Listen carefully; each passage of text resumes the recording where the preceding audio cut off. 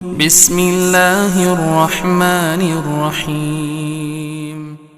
السلام عليكم ورحمة الله وبركاته.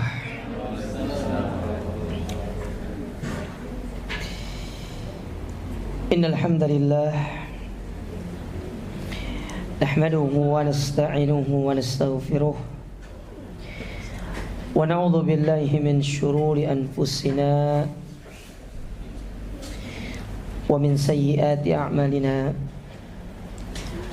من يهده الله فلا مضل له ومن يضلل فلا هادي له وأشهد أن لا إله إلا الله وحده لا شريك له وأشهد أن محمدا عبده ورسوله. أما بعد kaum muslimin wal muslimat,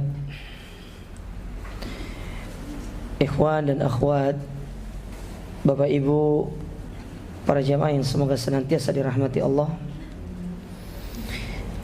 Puji dan syukur senantiasa kita panjatkan kepada Allah Azza wa Jalla yang telah memberikan kepada kita berbagai macam nikmat sehingga kita bisa berkumpul dan dipertemukan kembali dalam majelis yang mulia ini, melanjutkan kembali kajian kita dari tafsir Al-Quran Al-Karim, itu tafsir juz amma, dan pembahasan kita masih seputar surat Al-Zalzalah. Betul ibu-ibu? Surat Al-Zalzalah. Terakhir kita sampai pada ayat yang keempat, bahwasanya Allah Subhanahu wa taala berfirman, yauma idzin tuhadditsu akhbaraha, yang mana pada hari tersebut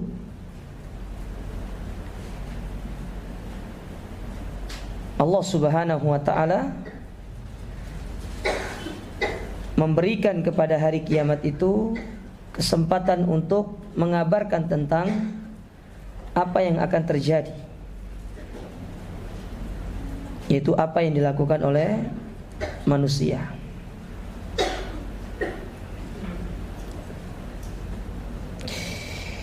Yang mana kata Syekh Muhammad bin Shalih Al-Utsaimin, apa maksudnya yauma idzin tuhadditsu akhbaraha? Yaitu tukhbiru amma fa'alan nas 'alaiha, bahwasanya bumi itu akan bercerita dan bersaksi di hadapan Allah tentang apa yang mereka sudah lakukan, min khairin aw syarrin, baik itu berupa kebaikan ataupun keburukan. Mungkin ada yang bertanya kepada kita, Ustadz, akankah bumi dia berbicara? Jawabannya iya.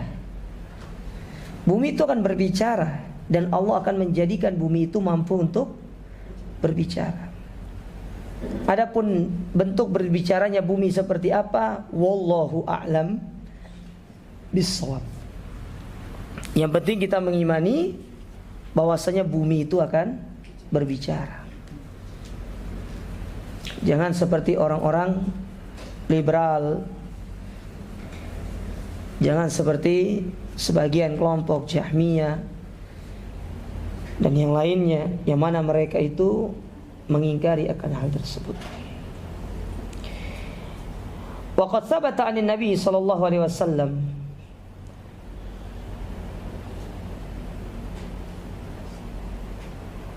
dan sungguh telah datang dari Nabi SAW sebagaimana disebutkan dalam Sahih Bukhari nomor hadis yang ke-609, annal muadzina, yaitu seorang muadzin, idza adzana, apabila dia mengumandangkan adzan, fa innahu la yasma'u sautahu syajarun wala madarun wala hajarun wala syai'un illa syahida lahu yaumil qiyamah. Tidaklah pepohonan, tanah liat, batu, dia mendengarkan adzan tersebut, melainkan dia pasti akan bersaksi. Makanya kenapa muadzin itu menjadi salah satu kita katakan profesi yang mulia, karena seluruh makhluk yang mendengarkan azannya dia akan bersaksi di hadapan Allah. Bersaksi, oh aku sering dengar dia azan, meskipun suaranya ya rodok-rodok serak-serak banjir itu, tapi dia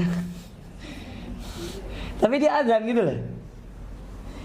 Karena ada jamaah muadzin itu ketika dia azan didengar oleh orang yang tidur, dia terbangun. Tapi ada muadzin kalau didengar oleh orang tidur dia semakin ngantuk. Ya. Ada. Ya ada itu jamaah ya. Makanya antum makan dapat hal tersebut. Fatashhadul ardu bima sana'a alaihi min khairin aw syarrin. Bahwasanya juga bumi akan bersaksi atas apa yang dilakukan oleh manusia. Wa hadhihi syahadatu, perhatikan ini. Wa hadhihi syahadatu min ajli bayani adlillahi azza wa jalla. Persaksian ini sebagai bukti Allah itu maha adil. Sebenarnya bumi nggak perlu bersaksi pun tidak ada masalah. Batu tidak bersaksi pun tidak ada masalah, karena segala perbuatan yang kita lakukan semuanya tercatat. Dicatat semuanya oleh Allah Ta'ala. Ada malaikat tukang catatnya. Kalaupun malaikat tidak mencatat, Allah Subhanahu wa Ta'ala akan menyebutkan semua itu. Ustaz, masa iya Allah akan menyebutkan? Kan banyak manusia ini.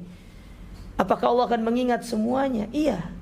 Allah itu maha ingat dan tidak diawali bahkan diakhiri dengan sifat kelupaan. Kalau kita ini punya sifat lupa, apalagi kalau masalah hutang, sering lupa, bahkan pura-pura lupa. Pagi berhutang, segar bugar ingatannya. Bahkan dia kalau mau ngutang itu dia mengingat memori-memori yang telah berlalu bersama kawannya. Kamu ingat dulu nggak? Kita waktu masih kuliah. Temannya nggak ingat, tapi dia ingat. Begini. Terus temannya, kenapa saudaraku? Apa yang aku bisa bantu? Ya, jadi begini saudaraku. Saya ini ya antum tahu lah ya. Lagi diuji sama Allah. Ini bagus nih. Jadi diksinya itu bagus. Saya lagi diuji sama Allah. Ini begini. Oh ya, fadal Bapak, tak kasih pinjam. Tapi pas sudah wayahnya ganti, oh iya, saya punya utang sama kamu. Subhanallah. Dia lupa. Ya. Makanya ada seorang penyair itu, dia pernah mengatakan, bagus syairnya. Ya, bagus syairnya. Rekomendasi tentang masalah pertemanan. Jadi syairnya itu tuh tentang masalah pertemanan.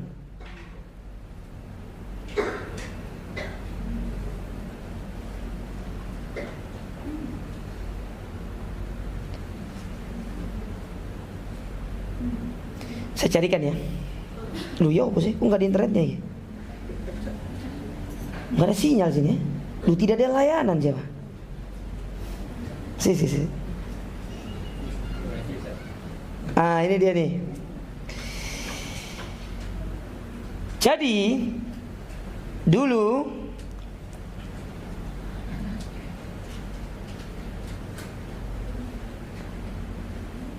ada seorang yang bernama Utbah bin Rum. Dia pernah membuat sebuah syair, yang mana syair ini menjelaskan tentang pertemanan dia dengan kawannya itu, yang kemudian akhirnya rusak gara-gara urusan-urusan yang seperti itu. Kata dia, ya akhi, aina ahdu dzakal ikhai, aina ma kana bainana min safai. Wahai saudaraku, di mana dahulu sumpah janji pertemanan kita? Di mana dahulu kenangan kita di atas bukit Sofa?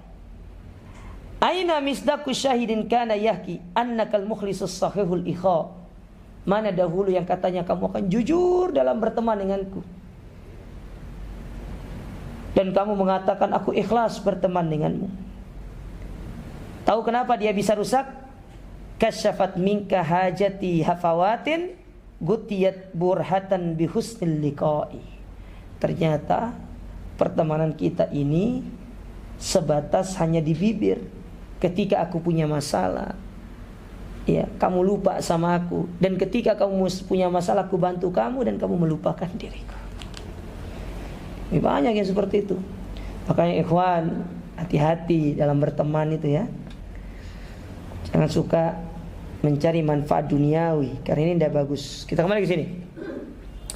Nah, sebenarnya Allah Subhanahu wa taala itu tidak butuh kepada yang demikian. Karena Allah mampu untuk menyebutkan semuanya. Cuma tadi apa kata penulis? Min ajli bayani adlillahi azza wa jal. Karena Allah ingin menunjukkan keadilannya. Wa annahu subhanahu wa ta'ala la yu'akhidun nasa illa bima amiluh. Dan Allah tidak akan mengazab satu kaum kecuali apa yang telah dia perbuat. Perhatikan, saya ingin ajak jenengan untuk memperhatikan ayat. Buka mushafnya ya Bapak Ibu ya. Buka HP-nya. Ibu-ibu punya HP? Hah? Oh punya. Enggak punya? Ya kalau enggak punya, saya belikan, tapi jangan lupa nanti bayar. Apa? Just tip ya.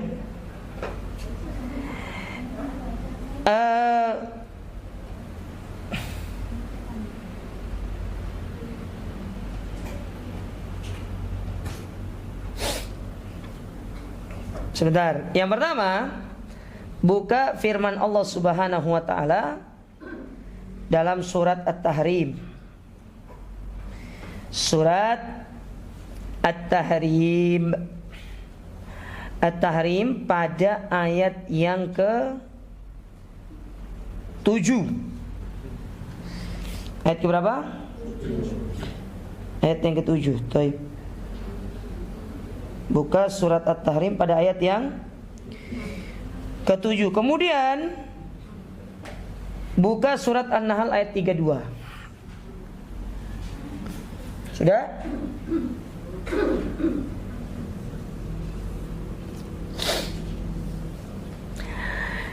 Nah, perhatikan surat An-Nahl ayat 32 terlebih dahulu. Apa kata Allah Subhanahu di situ? Kata Allah Subhanahu wa taala di akhir ayat itu, apa Allah mengatakan? Udkhulul jannata bima kuntum ta'malun, betul? Dan masuklah surga kalian dengan apa yang telah kamu kerjakan. Taib. Lalu perhatikan surat At-Tahrim tadi. Kata Allah Subhanahu wa taala, "Innama tujzauna ma kuntum ta'malun." Sesungguhnya kamu hanya diberi balasan menurut apa yang telah kamu kerjakan. Perhatikan ayat ini. Kata para ulama, dua ayat ini menunjukkan betapa rahmatnya Allah dan keadilan Allah Ta'ala kepada makhluk. Ketika Allah menyebutkan tentang masalah balasan terkait surga, Allah mengatakan, dan masuklah kalian ke dalam surga dengan apa yang telah kalian kerjakan. Sebenarnya masuk surga dengan amalan yang kita lakukan itu bisa atau tidak? Amalan yang kita sudah kerjakan untuk beli surga bisa atau tidak? Tidak bisa sebenarnya. Karena surga itu mahal. Sedangkan amalan yang kita lakukan ini, coba saya mau tanya, sudah berapa tahun Bapak Ibu puasa? Nah, selama puasa itu, apakah kita benar-benar puasanya ikhlas karena Allah, mengharapkan pahala, atau hanya sekedar ingin menggugurkan kewajiban? Lalu terus puasa seperti apa yang kita mau masuk ke dalam surga? Salat seperti apa yang kita ingin bertemu dengan Allah? Sementara tatkala kita salat, jarang sekali kita itu bisa khusyuk 100%. Pasti akan ada mikir kayak burung belum dimasukkan, kompor belum dimatikan, ya, jangan-jangan itu ojek online-nya datang bawa makanan yang kita pesan, sehingga mengganggu konsentrasi kita sholat. Terus sholat seperti apa mau bertemu dengan Allah? Ya kayak gitu kan? Nah, tapi coba lihat, ketika masalah dosa, Allah mengatakan innama tujzauna ma kuntum ta'mal. Bahwasanya kalian hanya akan diazab sesuai dengan dosa kalian. Bahwasanya Allah itu tidak akan mengadab seseorang lebih dari apa yang telah dia kerjakan dari perbuatan dosa. Tapi kalau pahala diberikan lebih. Tapi kalau dosa sudah. Kalau dia melakukan 10 dosa berarti hanya diadab dengan 10 dosa itu tadi. Tapi kalau pahala dia melakukan 10 kebaikan, bukan 10 Allah balas, yaitu 10 sampai 700 kali lipat. Itu diantara kemurahan Allah Subhanahu wa ta'ala. Mulia. Ya, makanya para jamaah sekalian, Allah Subhanahu wa ta'ala menjadikan nanti di hari kiamat bumi bersaksi, semuanya bersaksi, ya, bahwasanya hal tersebut akan menjadi saksi di hadapan Allah Subhanahu wa ta'ala. Taib. Kemudian Allah Subhanahu wa ta'ala berfirman di ayat yang ke-5. Kata Allah Subhanahu wa ta'ala, bi anna rabbaka auha laha. Karena sesungguhnya Rabbmu telah memerintahkan yang demikian itu kepadanya. Apa maksudnya ayat ini? Ai adzina laha. Allah akan memberikan izin kepada seluruh makhluk, kepada bumi, kepada bebatuan dan yang lainnya, fi antuhadditsa akhbaraha, untuk mengabarkan kepada manusia tentang peristiwa-peristiwa yang terjadi di hari kiamat. Wa huwa subhanahu wa ta'ala ala kulli syai'in qadir, dan Allah Ta'ala itu mampu untuk melakukan semuanya. Idza amara syai'an bi amrin fa innahu la budda an yaqa. Perhatikan ini, Allah kalau sudah memerintahkan sesuatu maka pasti dia akan terjadi. Tidak bisa tidak. Yukhatibullahu al-jamad fayatakallamul jamadu.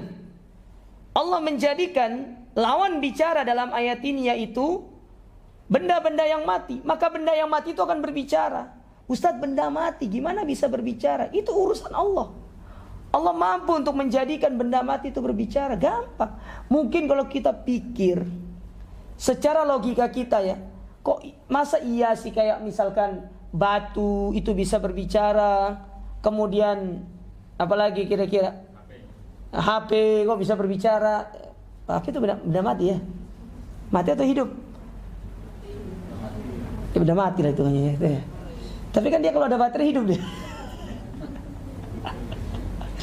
Ya. Nah, kasur, tempat tidur, ya, benda-benda mati itu tidak bisa dia berbicara. Tapi Allah Ta'ala kan wallahu ala kulli syai'in qadir. Allah mampu untuk melakukan segala sesuatu. Kama qala Allah Ta'ala, coba lihat firman Allah Ta'ala dalam surat Fussilat pada ayat yang ke-11. Kata Allah Subhanahu wa ta'ala, "Tsumma stawa ila sama." Kemudian Allah Subhanahu wa ta'ala bersemayam di atas arasy-Nya, di atas langit. Nah, ini menunjukkan Allah itu di mana, ibu-ibu? Hah? Di atas arasy. Arasy itu di mana? Langit. Ya. Dia itu di dalam langit atau di luar langit? Hah? Ayo. Pelajaran akidahnya, ayo. Ya.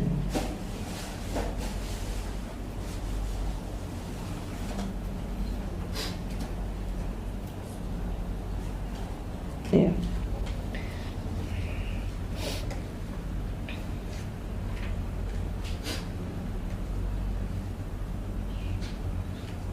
Taib. Afwan. Ayat itu bukan berbicara tentang Allah ya.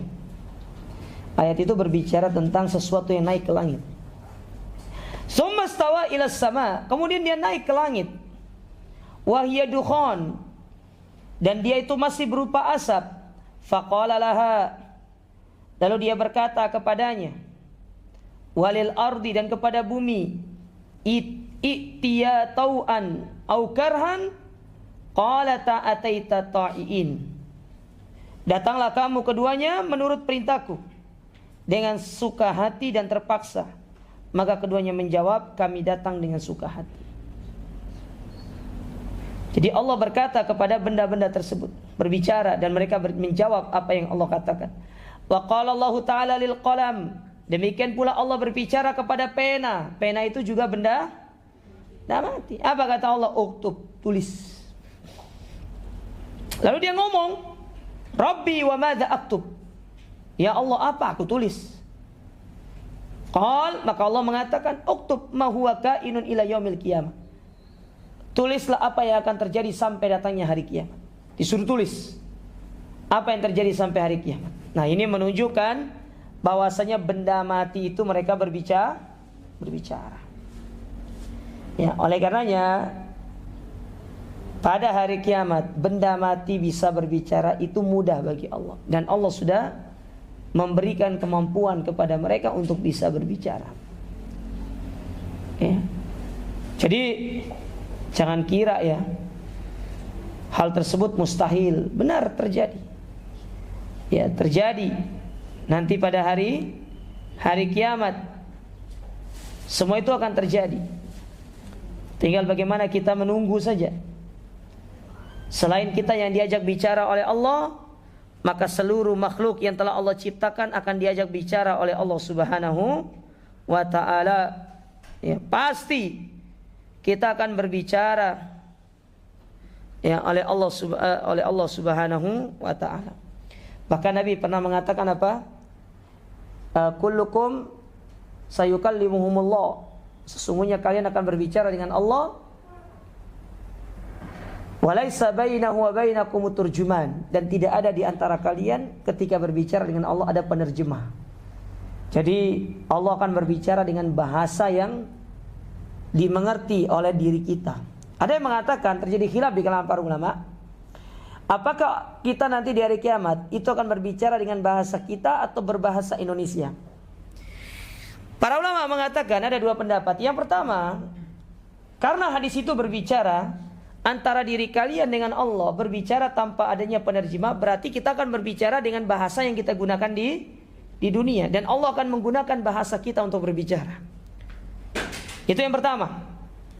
Jadi kita akan berbicara dengan bahasa yang kita gunakan selama di dunia. Adapun yang kedua, pendapat yang mengatakan bahwasanya semua orang nanti di hari kiamat dia akan berbicara dengan bahasa Arab. Dan Allah pun akan berbicara dengan bahasa Arab. Kenapa demikian? Karena bahasa Arab itu adalah bahasanya ahlul jannah, bahasanya penduduk surga. Jadi maksudnya kita yang gak bisa bahasa Arab langsung bisa bahasa Arab nanti di hari kiamat. Oh yaudah Ustaz, kalau gitu saya tunggu di hari kiamat aja bisa bahasa Arab. Ya belajar, harus belajar. Biar jenengan itu kalau kajian mosok pegang kitab bahasa Indonesia terus, sekali-sekali pegang itu kitab tahallul gitu loh, kitab gundul maksudnya. Kan kalau gundul itu kan tahallul kan ya. Mosok pegangnya kitab bahasa Indonesia terus, naik level dong. Saya di beberapa pengajian sekarang saya suruh bagi panitianya itu kitab gundul. Paham gak paham, pusing terserah sudah. Ya, kalau nggak gitu, kapan naik levelnya? Ya, kapan naik levelnya? Allah berfirman setelah itu di ayat berikutnya, ayat berapa bu? Ayat yang ke-6 ya. Yauma idzi yasdurun nasu ashtata a'malahum Taib. Yauma idzi yasdurun nasu ashtata. Kemudian kata Allah Subhanahu wa taala,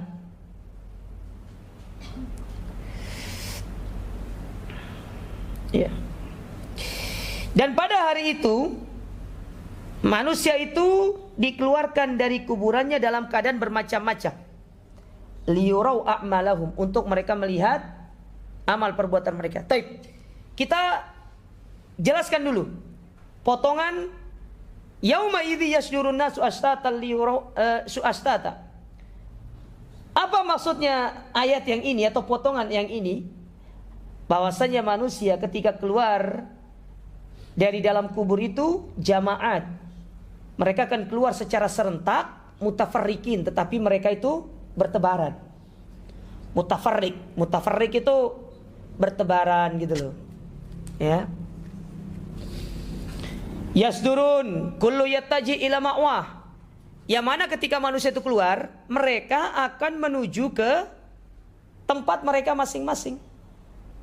Ya, tempat mereka masing-masing. Jadi ketika kita keluar, kita akan menuju bendera Nabi kita masing-masing. Paham maksudnya?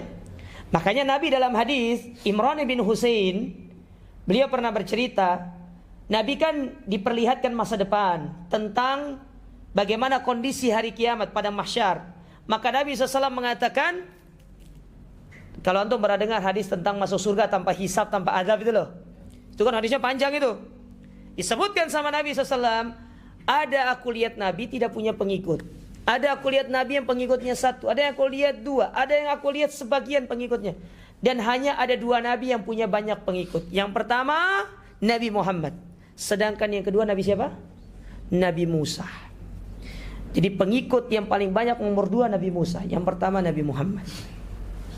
Makanya kenapa Nabi kemudian mengatakan tazawwadul wadudul walud. Menikahlah dengan seorang wanita yang subur. Fa inni mukatsirun bi kasratil umami yaumal qiyamah. Karena aku ingin berbangga dengan banyaknya umat di hari kiamat. Ya. Makanya KB itu yang betul adalah bukan keluarga berencana, tetapi keluarga besar. Itu yang benar. Maka saya berharap kalau ada calon-calon dokter di sini, sosialisasikan kepada seluruh masyarakat, ibu harus ikut KB. Yaitu keluarga besar. Satu orang 10 anaknya gitu loh. Iya. Saya pernah ketemu orang di Gresik. Di Gresik daerah GKB sana. Daerah GKB sana itu pas kajian. Ngobrol saya, Pak, ngapunten nggih. Anak jenengan berapa, Pak? Iya. Siapa saya, Ustaz? Iya, berapa? 10 dari satu istri, Bu. Tanya berapa tahun, Pak? Pokoknya dari antara jarak per anak itu 1,5, 2 tahun, maksimal itu 2 tahun, 1,5, 2 tahun, 1,5, 2 tahun. Nggak pingin 11, Pak. Insya Allah biar kayak ke-11an gitu. Jadi dia kalau saya pas mau pergi jenguk neneknya, jenguk orang tuanya, dia bukan bawa mobil, sewa elf. Jadi elf itu disewa sendiri dia. Iya. Disewa itu, bison itu loh. Ya kan? Sewa itu sendiri dia. Jadi kalau datang kata-kata cerita di bapak itu, kalau saya sudah sampai di rumah orang tua, Ustaz, tahu apa kata orang-orang kampung itu? Selamat datang warga 1 RT katanya. Banyak nih, 10 anak. Terus tatanya, Pak, Bapak merasakan gak janji Allah Ta'ala? Bapak tidak kesulitan membesarkan anak? Enggak, Ustaz. Alhamdulillah, mereka punya rezeki masing-masing. Nah ini ketakutan yang sering muncul dalam diri kita, sehingga melahirkan sebuah sebuah ideologi child free itu loh. Karena takut untuk mengurus padahal dengan adanya anak, Allah yang ngatur rezeki itu. Kita cukup nyari rezeki itu, Allah yang ngatur. Makanya kata Umar, saya tuh heran dengan seorang pemuda, katanya sugi, nggak gelem rabi, gitu loh. Dia mau kaya tapi tidak mau nikah. Padahal kekayaan itu terletak pada menikah. Sudah nikah, Mas? Usia berapa? 17. Oh, 17, Masya Allah. Sudah pas usia minimalnya, kan itu undang-undang gitu. Sudah ada calonnya? Belum. Oh, belum. Mau berapa istrinya? Oh, satu. Udah berani bermimpi dia. Nah, jadi datang masing-masing ke benderanya, ya. Ada pula yang mengartikan, kata Syekh Muhammad bin Shalih Al-Utsaimin, beliau mengartikan kata beliau, ada pula yang mengartikan mereka itu menuju ke tempatnya itu maksudnya adalah kalau mereka penduduk surga, mereka akan menuju surga. Kalau mereka penduduk neraka, maka mereka menuju neraka. Ya, mereka menuju neraka. Jadi mereka akan digiring oleh Allah Ta'ala untuk berkumpul di bawah bendera masing-masing. Kemudian setelah itu mereka akan dihisab, ditimbang, dan setelah semua proses selesai, mereka dikumpulkan. Yang masuk surga ini, yang masuk neraka ini, tinggal mereka masuk ke dalam tempat mereka masing-masing. Nah, itu maksudnya diantara maksud dari firman Allah Ta'ala, yasdurun nasu ashtata. Mereka akan dikeluarkan oleh Allah Ta'ala dari kuburnya dalam bentuk ashtat, bermacam-macam. Kenapa mereka dikeluarkan? Liyurau a'malahum. Untuk mereka itu melihat dan mendapatkan balasan dari apa yang mereka kerjakan. Oleh karenanya para ulama mengatakan keliru kalau orang yang meninggal itu dikatakan dia telah beristirahat dengan tenang. Kurang tepat. Karena sejatinya kuburan itu adalah awal atau pintu pertama kita akan menjalani kehidupan akhirat. Oleh karenanya Nabi SAW pernah mengatakan apa? Man mata, barang siapa yang meninggal faqad qomat qiyamatuhu, maka sungguh dia telah ditegakkan kiamatnya. Apa maksudnya orang meninggal ditegakkan kiamatnya? Sifatnya hari kiamat itu mempertanggungjawabkan amal, tidak bisa beramal, betul atau tidak? Makanya ketika seorang sudah meninggal dunia, dia tidak bisa lagi beramal dan dia akan mempertanggungjawabkan amalnya, kecuali dia masih memiliki amal jariah. Paham maksudnya? Makanya kenapa dikatakan orang itu tuh dia sudah ditegakkan kiamatnya? Ya karena dia tidak bisa beramal lagi. Sekarang orang sudah meninggal, tidak bisa sholat, yang ada dia disolatkan. Orang sudah meninggal, dia tidak bisa berpuasa. Tapi kalau dia punya hutang, maka orang keluarganya boleh untuk mengkodok. Yang mengkodok anaknya. Mengkodok anaknya. Ya. Dia pingin haji, dia tidak bisa haji. Maka anak boleh membadalkan haji tersebut. Kecuali yang diberikan keterangan oleh Nabi SAW, seperti sedekah jariah, terus ilmu yang diajarkan. Oleh karenanya Bapak Ibu ya, apa yang jenengan dapat hari ini dari ilmu, yang jenengan rangkum dalam poin-poin, share kepada masyarakat sebagai bentuk. Niatkan ketika nge-share itu, ya Allah saya pingin ilmu ini menjadi amal jariah saya ketika saya meninggal. Ada orang-orang yang akan membaca dan mengamalkan ilmu ini sehingga saya dapat pahala. Niatkan seperti itu. Kadang, mohon maaf nih, banyak orang nge-share ilmu-ilmu faedah kajian itu bukan untuk menjadikan itu sebagai pahala jariah, cuma ingin ngasih tahu, ingin memberikan informasi kepada orang. Aku loh teko kajian, ini loh hasilnya nih gini. Nah gitu. Maka ini menyelisih adab penuntut ilmu. Ya, menyelisih adab penuntut ilmu. Oleh karenanya masyarakat muslimin ya, terutama ibu-ibu nih, kalau pas datang pengajian kemudian dapat faedah-faedah dari ilmu yang kita pelajari, dirangkum. Niatkan ketika nge-share itu kita ingin mendapatkan pahala jariah. Masa dalam satu grup misalkan ada 150 orang, masa dari 150 orang itu tidak dibaca? Pastilah ada dibaca. Betul kan? Pasti dibaca. Dan insya Allah dari setiap postingan yang kita post di grup-grup kita, pasti ada 1 atau 2 orang yang akan merepost itu kepada grup yang lainnya. Maka jangan berhenti melakukan kebaikan itu. Cuma kemudian jangan karena suka ngepost hasil kajian, akhirnya nanti kita meet and greet dong katanya gitu. Buat kajian, lo jangan tidak pernah belajar yang intens kok. Kalau pingin buka pengajian, paling tidak 1 belajar bahasa Arab dulu. Ini belajar bahasa Arab, hadihi mentok di situ. Iya, betul ibu-ibu? Semangat di awal, daftar, buka kelas baru bahasa Arab Durusul Lugha jilid 1. Yang daftar 50. Baru juga 2 bulan jalan, tersisa 5 orang. 45 kemana? Uzur syar'i Ustaz. Sudah pengalaman saya, merasakan emak-emak itu. Pertama daftar 30, semangat ini. Tahu-tahunya yang tersisa tinggal 3 orang.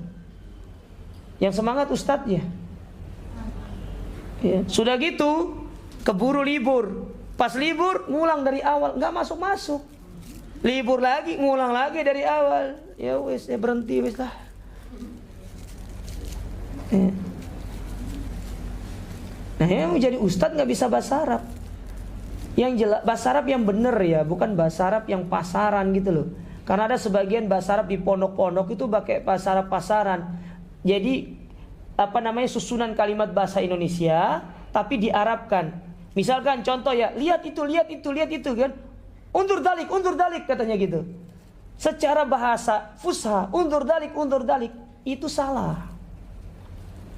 Ya. Itu salah. Antum kalau ngobrol sama orang Arab, makanya ada beberapa pondok, ketika saya pergi ke pondok itu saya dengar mereka ngomong itu, saya pura-pura istilahnya ya udahlah. Saya ketawa aja gitu loh, dalam hati tapi.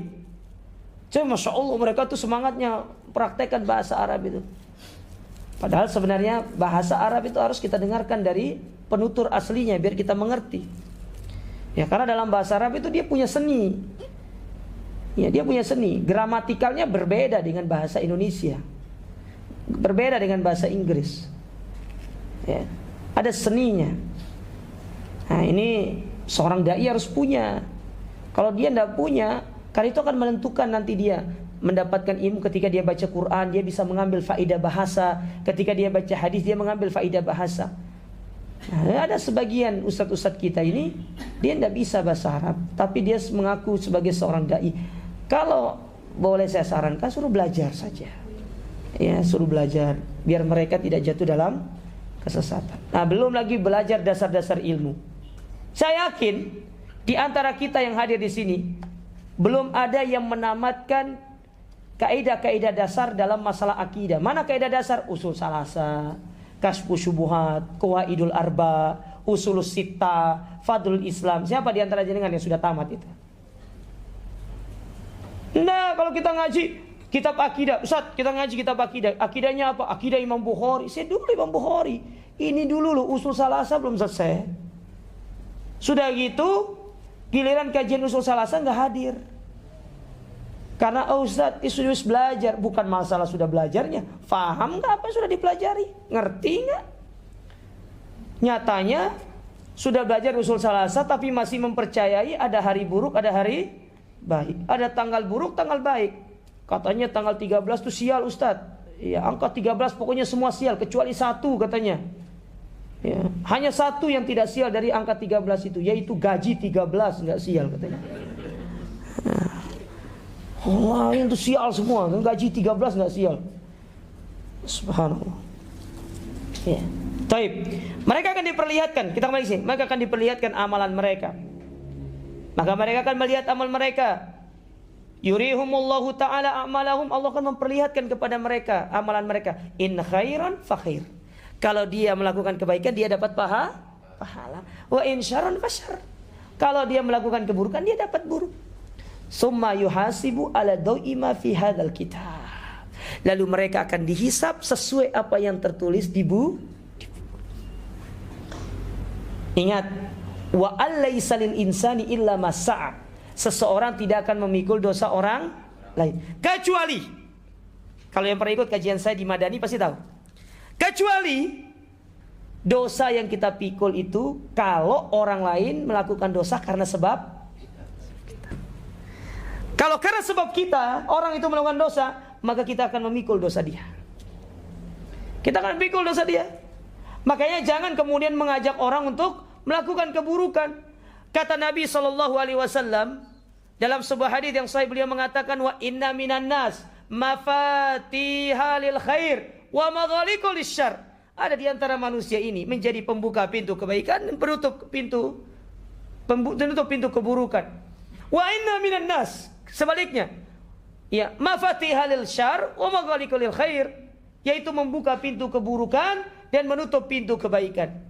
Maka kata Nabi SAW, fakunu mafatihal khair wa maghaliqul syarr, maka jadilah kalian pembuka pintu kebaikan dan penutup pintu keburukan. Dalam sebuah hadis Nabi mengatakan, man dalla ala khairin falahu ajrun ka ajri man amila bihi la yanqusu min ajrihi syai'.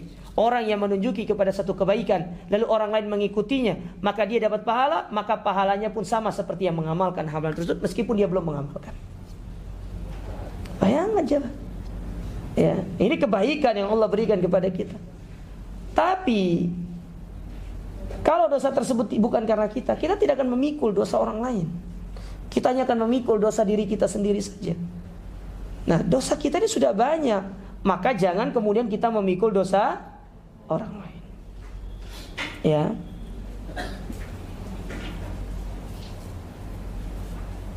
Baik, kemudian Allah Subhanahu wa taala mengatakan di situ, "Faman ya'mal mithqala dzarratin khairan yarah, wa may ya'mal mithqala dzarratin." Nah, itu sebagai penegasan. Maka barang siapa di antara kalian yang melakukan kebaikan, dia pasti akan melihatnya. Dan barang siapa yang dia melakukan keburukan, pasti dia akan melihatnya. Dan tidak perlu khawatir, Bapak Ibu sekalian ya, bahwasanya setiap kebaikan yang kita lakukan semuanya pasti akan diberikan balasan oleh Allah. Jenengan buka surat Al-Anbiya ayat 94. Surat Al-Anbiya pada ayat yang keberapa ibu-ibu? 94. Perhatikan ayat itu. Apa kata Allah Subhanahu wa taala? Allah berfirman, "Faman ya'mal minas shalihat faman ya'mal minas salihati wa huwa mu'min." Dan barang siapa yang beramal saleh dan dia adalah seorang mukmin, fala kufrana li sa'ih, maka tidak akan ada yang mengingkari kebaikan yang dia lakukan. Wa innalahu katibun, dan kelak nanti di hari kiamat dia ada tukang catat. Ada yang mencatat. Jadi enggak usah khawatir. Kebaikan yang kita lakukan meskipun tidak ada orang yang melihat, pasti Allah akan mencatat. Dan sebaliknya, dosa yang kita lakukan meskipun tidak ada mata yang melihat, pasti Allah akan mencatatnya. Nah, oleh karena itu masyiral muslimin, Bapak Ibu rahimani wa rahimakumullah, maka dari surat ini kesimpulannya adalah tanam yang baik-baik, karena kelak nanti di hari kiamat semua itu akan diperlihatkan oleh Allah Subhanahu wa taala. Tanam yang baik-baik, jangan yang buruk-buruk, yang baik. Tanam yang baik-baik, karena semua itu nanti akan diperlihatkan oleh Allah Subhanahu wa taala. Ya. Akan diperlihatkan oleh Allah Subhanahu wa taala. Makanya kita berusaha untuk sebisa mungkin melakukan kebaikan dan menjaga diri kita dari yang namanya keburukan. Wallahu a'lam bissawab. Ini yang bisa kita ambil pada kesempatan ini. Berarti dengan demikian selesailah kita dari surat Al-Zalzalah. Pertemuan berikutnya kita masuk ke dalam surat apa? Al-Bayyinah.